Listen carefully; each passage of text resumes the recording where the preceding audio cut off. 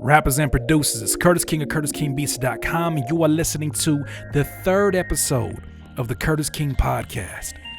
Today, let's talk about why I cannot stand, why I dislike and hate the term clout chasing. Let's talk about it.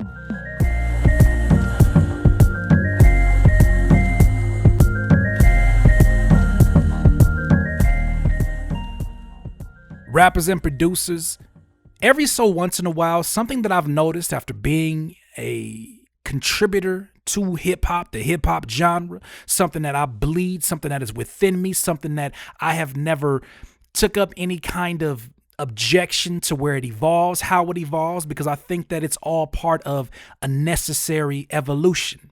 Right? Things are going to naturally evolve based upon how much the generation before took care of the generation that was coming up. So I think that anything that we witness today in hip hop is a direct result of the treatment that was basically being administered by the folks that were in administrative positions, those who were in the places of authority and extreme influence. However, a habit that I have noticed that I really try my best within these videos that I do and within these particular, now this podcast that I am doing, something that I try to do on a regular basis is I try to not only debunk, but challenge these notions that we sort of just accept because it's under the umbrella of hip hop, of this is our culture and this is what we do. The issue I always had was that why isn't anyone ever questioning the things that are going on? Why do we allow people who are influential to basically define our lives for us, define the way that we operate our businesses? Specifically, what I am talking about is this term that I think it's a funny term. I think it's pretty goofy, but I think it's a term that can be quite dangerous to people coming up who misunderstand exactly what it means or what it entails or really what is the biggest issue with it. And that term is clout chasing. Now, the Urban Dictionary defines clout chasing. I got my own definition based upon the stuff I've heard. A clout chaser is someone who gets famous off of another person's name or videos. These are the type of people who are broke and can't get famous on their own, basically. Some YouTubers will do something like, so-and-so is a clout chaser. A person who hangs out or talks to someone because of how popular they are. Clout chaser, makes no money, chases the persons with the most followers and likes, can be broke as long as the clout is there. With all of these varying definitions, there's no wonder there's so many confused rappers and producers who are coming up in this game who are so worried about all these different things that they're now sensitive of because somebody has brought them upon their radar. Clout chasing has got to be one of the goofiest things I've ever heard. And I don't mean that from a cultural standpoint. I mean, do what you do. If that's your word, if that's how you rock, by all means, do what you do. I'm not challenging the actual word. I'm challenging the psychology of what it means to clout chase. Now, basically what I have gained from it and why so many people kind of jump on this is because there are people out here who take full on advantage. When they don't have a platform themselves, they take full on advantage of people who do have influence. However, when I think about that from a hip hop standpoint, it does have a nasty feeling, right? It does have a nasty, a really nasty connotation with it. However, when I think about businesses and I think about how businesses, will sort of be in their own, especially small businesses, will be this really local pizza stand. Or even, I'll give you a better example. There was a suit company back in Carson, where I grew up in Carson, California. There was a suit company. I forget the name of the suit company, but it was right by the 405 freeway. But there was a suit company that basically hired Kid from Kid and Play, the old 90s movie with the guy with the huge flat top.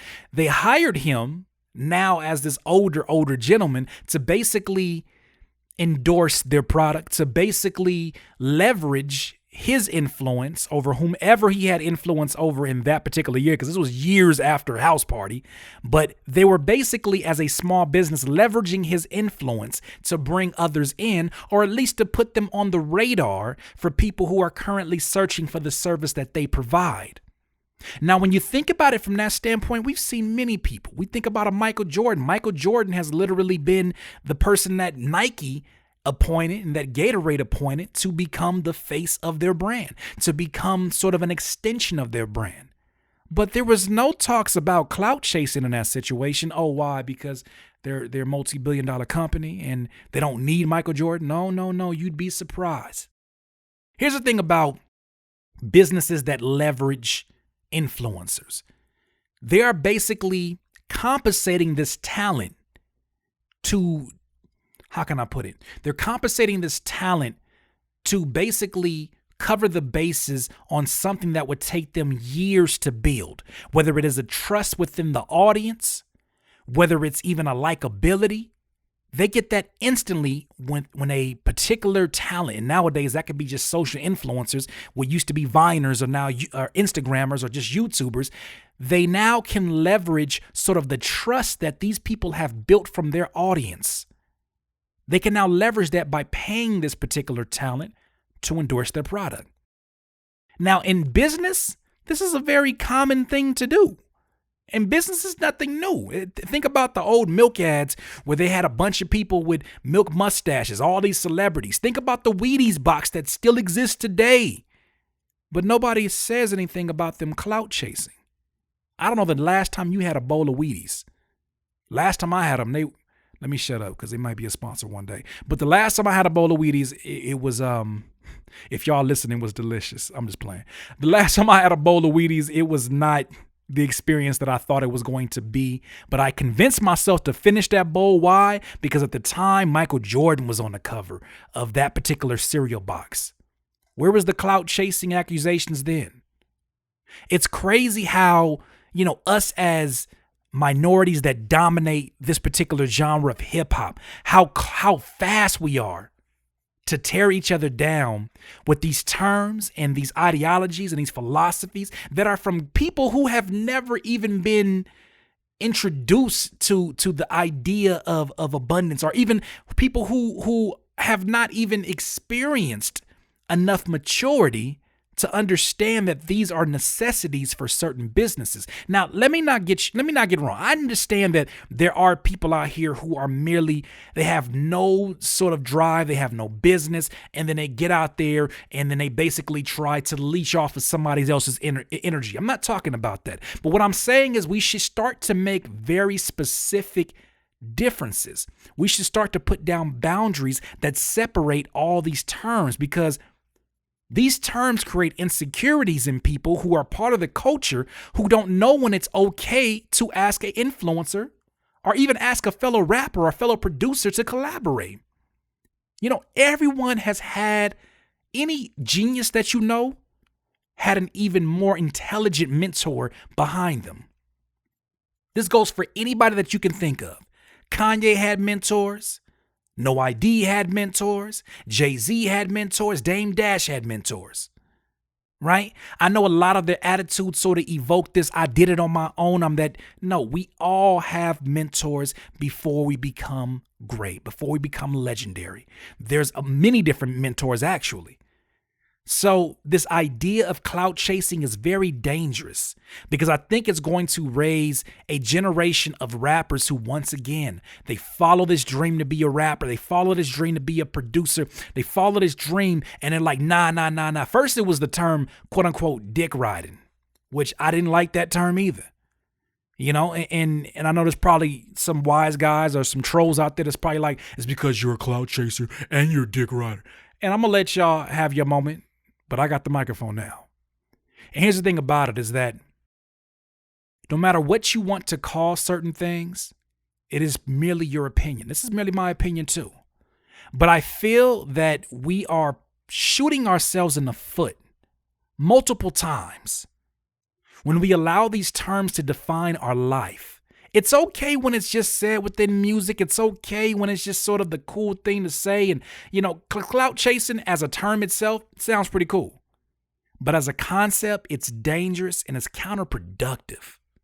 So what I want you to do, even if you still want to go ahead and use a term, I just want to get you to get in the habit that I have been in the habit of, which is to challenge, and it's to challenge your own thinking, first of all.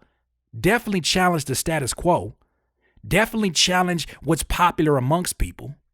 Because we all know those times that something becomes uber popular, like I knew that Bitcoin crash was coming when I seen nothing but that on my timeline.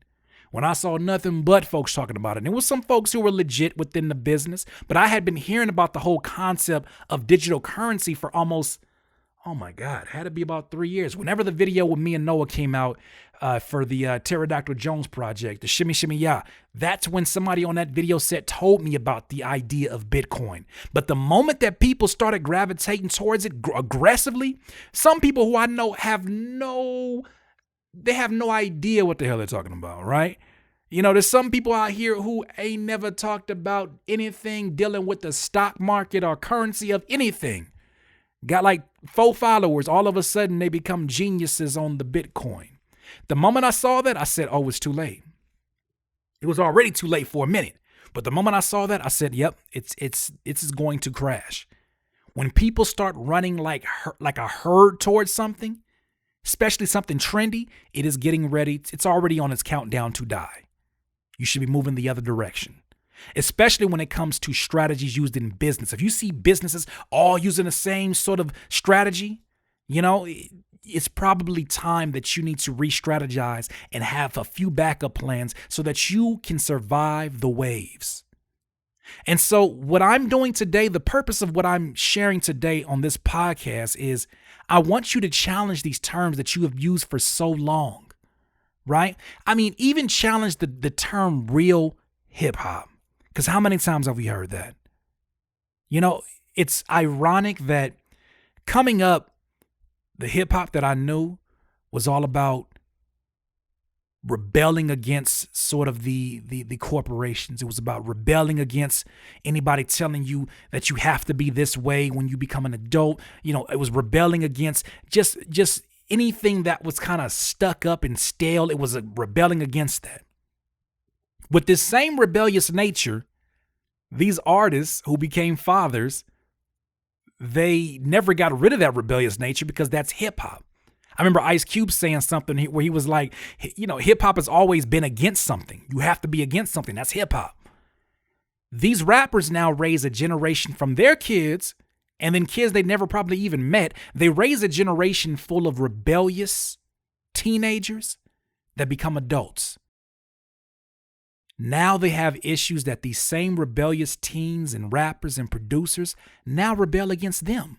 It was okay when we were rebelling against the quote unquote system, the quote unquote, corporations, the record labels. But now this new generation is rebelling against the record labels and they're rebelling against you. So you got to challenge these notions. I always ask the question, who made up this term? Who defined for me what is real? You know, it's almost like having a vision for what your future is going to be. Somebody can say that's not going to happen. That's not real. But what does that matter? How can that stop the vision that you feel so vividly? I mean, it's on your fingertips. It may be the car that you want to drive. For me, it's the house that I want to live in. Like I literally can smell the smells of that house. I can feel the walls of it. I can see out the window and feel the sunlight coming through. That's how vivid it is to me. Can't nobody tell me no different. Right? And I understand that on the other side, there's people who feel this notion of what real hip hop is, of what is, less than acceptable when you're clout chasing out here and you up here going. But the thing about it is, they don't understand that we are doomed to repeat the same scenario. And this goes for even my younger rappers and producers. I'm so glad that you're rebellious. You're even rebellious against the very thing that birthed you.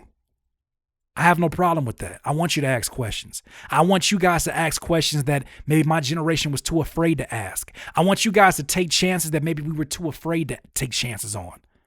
There's a reason why a Little B can exist in this generation, but had he came in the golden age of hip hop, we know that wouldn't have gone too far, especially in the day and age when Biggie could end Kwame's career by merely poking fun at his polka dot, shirts. That was literally the world that existed. You think about Ja Rule and 50 Cent and how 50 Cent literally destroyed this man's career, destroyed this label's momentum from songs and interviews. There wasn't even any social media, fam.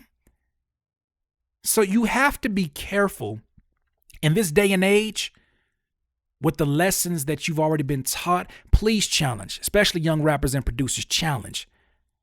I would say the rappers and producers my age, you should challenge as well. But I know a lot of us, we're pretty stuck in our ways. I'm not. I like to continue to evolve. But some of y'all are stuck in your ways. So maybe I'm not talking to you. But for those of you that just feel like, man, I've been believing in these beliefs, this sort of, I've been, abiding by certain terms. Like one I kept saying was, the game is to be sold and not to be told. And I was like, wasn't that a pimp that said that? I said in the last episode, wasn't it a pimp that said? When did I start all of a sudden agreeing with everything a pimp said? Oh no, because Snoop said it was cool, so I guess it's hip hop. So why not? Why not? It's cool. Big Daddy Kane said it was cool. Like when did I ever?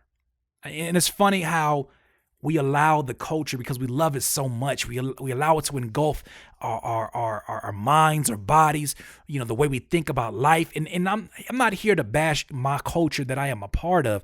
I'm here to challenge things, because in any culture, for it to survive, ideas and thoughts must evolve. And part of that evolution, part of that is asking questions. Part of that is challenging the ways of the past. And this is all that I'm saying right now. This is what I feel like I'm here for.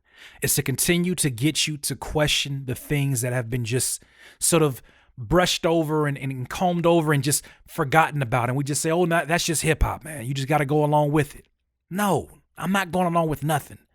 I love this culture so much that I want to understand sort of where these terms come from. So to really bring it back before we end this on out, when it comes to the term clout chasing, I dislike this term because it's not very specific what it means. Businesses leverage influence. Because really, when you look at it, yes, there are negative of anything, right? There's negative examples of a business. I'll give you an example. That suit company that had Kid on that commercial, you can tell they shot that on a cell phone. Had a video editor basically add at the end of it where you could find the suit. It was a terrible low-budget commercial, which I'm sure they didn't take full advantage of having him in that. He probably just came in looking for a suit, and they was like, yo, man, would you do a commercial? There's negatives and positives in this, right? So, and really what I'm trying to bring together is the fact that this clout-chasing idea, don't let this stop you from doing what businesses do every day. Multi-million-dollar businesses do, which is leverage the influence of others. Here's the thing about it. Everybody's not meant to be a social influencer. Everybody's not meant to. I would love to motivate you all to get there, but you're not all meant to be that. Some of us have such thin skin, we cannot stand to have all that attention. Some of us love our privacy so much, we cannot stand to always be in the public eye. Some of us want so much control over our lives, we don't want a brand telling us when or what we can post something, what we can wear, what we can talk about. Some of us we just have this leadership within us that makes us say, you know what? I just cannot be bought. Being an influencer maybe doesn't make sense for you. However, that doesn't mean that you cannot have success. No, nobody ever said that. That does not mean you can't have success. So as every business from every border of your city that you're staying in, just like every business does, it is your duty. If you don't have the influential tools, it is your duty to align yourself with people who can expose your business, expose your music, expose your art, expose your beats to a higher audience. Not even just a higher audience, but just more people. If you don't have people, you're not fulfilling your moral obligation to be successful. That is your obligation. When you choose to go into business, when you choose to take time away from your family, you now have a responsibility. You know what I mean? You have a responsibility to go be successful. The moment that I activated that, and I got that from the 10X rule by Grant Cardone, the moment I activated that, the moment that all this stuff started making sense. So I must encourage you, challenge the things that don't feel right. If you have doubts, question it. Go look at what other businesses are doing. Because for some reason, they keep giving us the short end of the stick in hip hop.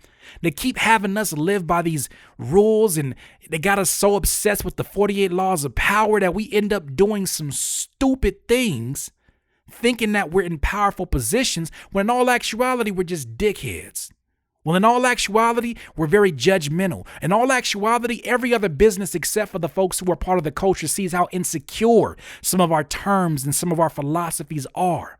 So all I'm asking you to do, keep questioning, keep evolving, don't be afraid. This was episode 3 of the Curtis King podcast. I want to say thank you for listening. For those of you that have any questions that you would like to get addressed, please go to the CurtisKingBeats.com suggestion box, and I will get to your topic as soon as possible, especially rappers and producers. But I'm now opening this up to anybody who has any kind of topic they want me to cover, especially when it has to do with marketing. I love talking about marketing. Oh, that thing just bleeds through my skin. Oh, I love it. I sweat out marketing, bruh. I love this. That's why I love talking about these topics. But really bringing it back to the topic at hand, don't get so wrapped up in this term clout chasing that it stops you from doing the natural growth that your business deserves. If you have the power to connect people, if you have the power to be amongst people who are influential, and maybe your conversations off the camera are very influential to them, why not do it? Exchange some value, exchange the value that they want. If they want the money, you find a way to get them the money. And you leverage that, right? You leverage that and you go find the success that you're supposed to have. In this life, you would not be full of life until you decide to live life to its fullest. Curtis King of CurtisKingBeats.com. Please stay tuned for a word from our sponsor.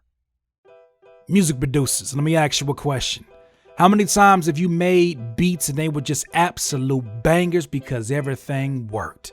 And how many times have you made beats that you wish you could forget about? Please don't delete that beat, and let me tell you why. Something that I always preach, especially on my YouTube channel, is that you should never delete your beats, because your beats are your real estate. Now imagine that you own all of these pieces of real estate, and you could basically send a cleanup crew to go to one of the houses and add new paint, add a new lawn, add a garage. That house may be just more appealing than it was before. Well, here's your opportunity to go do some makeup or some makeovers to some beats that maybe probably weren't hitting the way that you want them to hit, by going to CurtisKingBeats.com and investing into one of my drum kits. I have a series of drum kits that are Big Drums Knock Volume 1, 2, and 3.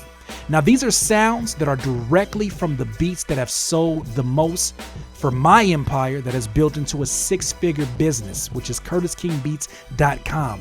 These are drums that have already been from songs that are tested, kicks that hit you all up in your chest muscles, snares that snap so hard it might make your thumb fall off. Okay, that was bad. But hi-hats that are nice and crisp, just the sounds that you're looking for. Easily plug and play. This is what Big Drums Knock Volume 1, 2, and 3. I stand behind my product, and I believe that you will understand why I stand behind it so confidently when you have an opportunity to visit CurtisKingBeats.com and invest into my drum kits. Do it now. Stop waiting. The time is now, my friend.